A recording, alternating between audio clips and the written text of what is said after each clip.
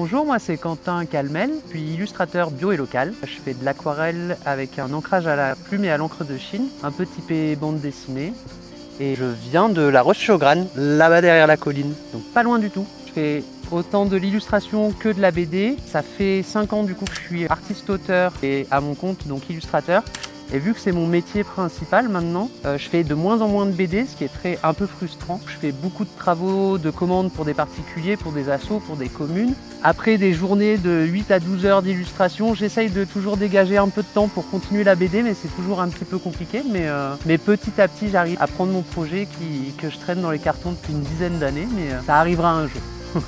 Le projet de bande dessinée, c'est de la fantaisie et de la science-fiction pour les enfants. C'est complètement différent de ce que j'appelle le bio et local, donc des images de la Drôme, etc.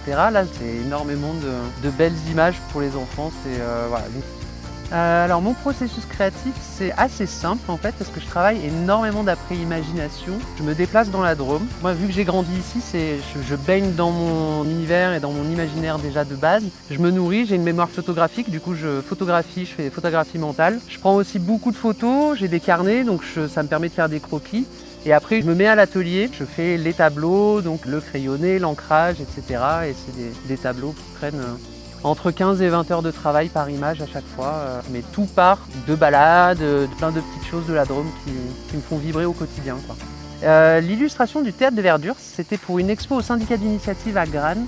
En fait, à chaque fois que je fais une exposition dans un lieu particulier, j'essaye de faire toujours une petite série de 1 ou 3 tableaux qui représentent le lieu, ses environs et qui racontent un peu l'endroit où je vais installer mes tableaux, qui fassent vibrer un peu les locaux. Je suis arrivé à Grane, vu que j'ai été à l'école ici, tout de suite j'ai eu le beffroi, le petit parc derrière le temple en bas. Je me suis dit, un lieu qui représente bien Grane aussi, c'est le Théâtre de Verdure. Et c'est là que mon imagination, elle est bien, mais elle a quand même ses limites. C'est que moi, les dernières fois où j'étais allé au Théâtre de Verdure, c'était il y a une quinzaine d'années. Donc là, j'ai quand même fait travail de recherche d'après-photo pour essayer de le capter au mieux dans ce qu'il est aujourd'hui. Donc j'ai un peu modulé d'après mes souvenirs avec ce que je lis sur les internets. J'ai essayé aussi de faire une petite ambiance de nuit très feutrée, très intimiste, très cocon, quoi. Ce que j'essaye de faire quand je fais mes illustrations, c'est vraiment de faire vibrer la fibre un peu nostalgique, de que tout le monde puisse retrouver un peu de la Drôme. J'essaye toujours de raconter un peu la vie locale. Chacune de mes images, c'est pas juste une image, c'est vraiment une petite histoire. Et si on peut s'amuser à regarder les personnages, ils vivent tous, ils ont tous peut-être pas un petit quotidien parce que ça reste une seule image, mais ils sont tous ancrés dans les décors à chaque fois. Et j'essaye de vraiment mettre beaucoup d'amour, de chaleur dans ces illustrations. C'est vrai qu'il y a rarement de scènes de pluie, rarement de scènes de neige, etc. C'est toujours plein été, plein soleil. Voilà, essayer de montrer ce que c'est un peu notre quotidien qui est vraiment cool. On est bien dans la Drôme. Du coup, ma technique, ça se rapproche de la bande dessinée franco-belge des années 80-90. Je fais un crayonné, très spontané, très énergique, très brouillon.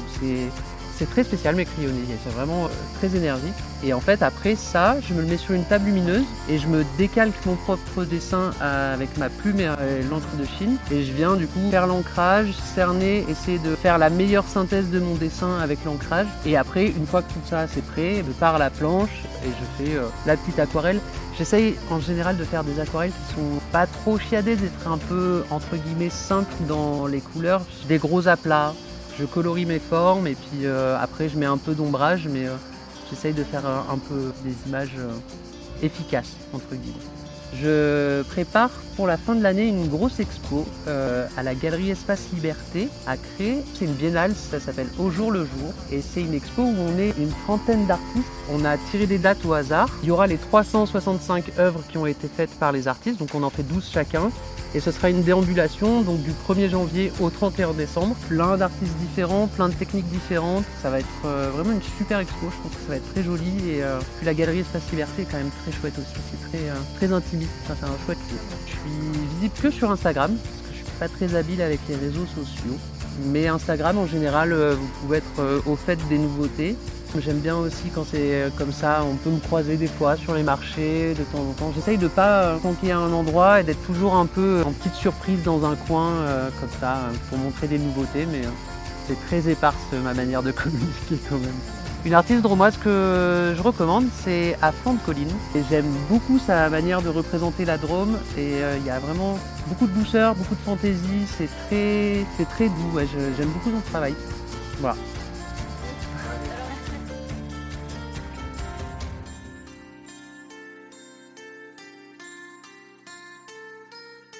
Jamendo.com